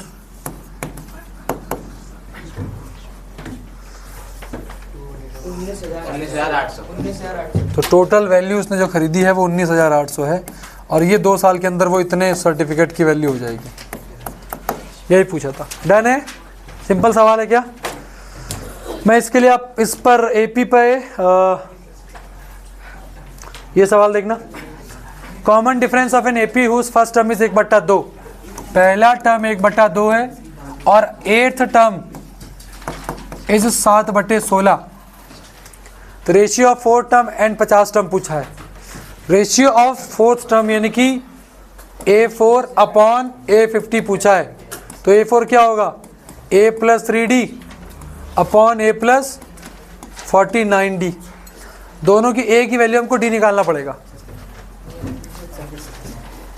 common difference of an AP, find common difference on AP whose first term is 1/2 और 8वां टर्म इज 17/6। अगर पहला टर्म 1/2 है तो आपको 8वां टर्म भी दे रखा है। तो A8 का मतलब क्या होता है, a प्लस 7d। A8 का वैल्यू 17/16 दे रखा है, a का वैल्यू 1/2 दे रखा है, प्लस 7d। तो 17/6 माइनस 1/2 बराबर 7d। 6 और 2 का एलसीएम 6, 17 माइनस 3 बराबर 7d। तो ये हो गया 14/6 बराबर 7d। 7 से 2 बार कटा, 2 से 3 बार कटा, तो आपकी d की वैल्यू कितनी आ गई, d की वैल्यू कितनी आ गई 1/3। d की वैल्यू 1/3 आ गई। ठीक है। अब रेशियो भी पूछा है उसने, 3 नंबर का सवाल है ये, 3 मार्क्स का। तो आपको रेशियो निकालना है a प्लस 3d का। a की वैल्यू कितनी है 1/2, 3 मल्टीप्लाई 1/3 अपॉन 1/2 प्लस 49 मल्टीप्लाई 1/3।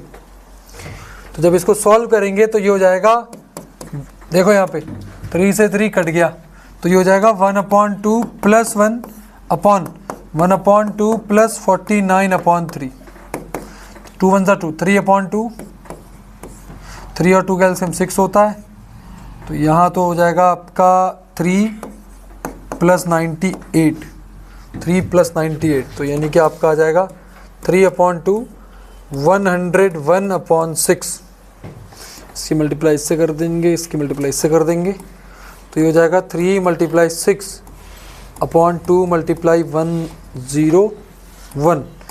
2 से ही कटेगा 3 बार, तो आंसर आ गया आपका 3 3 9/101। ये आ रहा है क्या सभी का आंसर, 9/101। ठीक है जी, ये निकालना होता है रेशियो। आप रेशियो को मतलब अपॉन में कर देना, बात खत्म हो गई। ठीक है। तो ये बहुत इंपॉर्टेंट सवाल है, 3 मार्क्स में ये सवाल आएगा। ठीक, एक लॉजिक लो कि करना कैसे है, बाकी रट्टा मत मारो। ठीक है बेटा, डन है। लिख लिया ना सभी ने, लिख लिया। ये केस स्टडी है, इसको होमवर्क में करना है। ये केस स्टडी होमवर्क में करनी है बच्चों, ये केस स्टडी होमवर्क में करनी है, ये केस स्टडी होमवर्क में करनी है प्लीज़, बहुत इंपॉर्टेंट केस स्टडी है ये। ठीक है जी। अब जितने भी एपी के क्वेश्चन हैं, लास्ट बैच वाली वीडियो में जाओ, एपी और सर्कल होमवर्क में लिख लो, इस चीज़ को होमवर्क में लिख लो।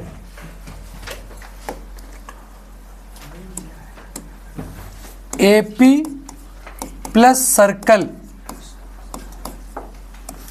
की स्लाइड के क्वेश्चन पहले खुद करो, और अगर इनके आंसर्स चेक करने हैं, इनके आंसर चेक करने हैं, तो इसी में द लास्ट बैच नाम की एक प्लेलिस्ट बनी होगी, उसमें चैप्टर वाइज मैंने सोल्यूशन भी करा रखे हैं। और मैं कहता हूं जो बच्चे यहाँ भी बैठे हैं, ऑफलाइन में भी बैठे हैं, ये बच्चे क्या करेंगे, लास्ट बैच के सर्कल के सारी प्रूविंग कर लेंगे। प्रूविंग वहाँ से मोर देन इनफ है, सर्कल की प्रूविंग भी वहाँ से कर लो, सर्कल की प्रूविंग भी आपको लास्ट बैच से करनी है। अब हम कल से स्टार्ट करेंगे ट्रिग्नोमेट्री, मतलब वो अगला फेज जहाँ 4 ही चैप्टर है, 3 दिन लगेंगे। लास्ट के 2 दिन बचेंगे, वहाँ मिक्स क्वेश्चन सेक्शन वाइज बहुत अच्छे से कराऊंगा। आप सभी का बहुत बहुत थैंक यू। टेलीग्राम ज्वाइन कर लीजिएगा, वहाँ आपको इसकी PDF मिलेगी। थैंक यू भाई।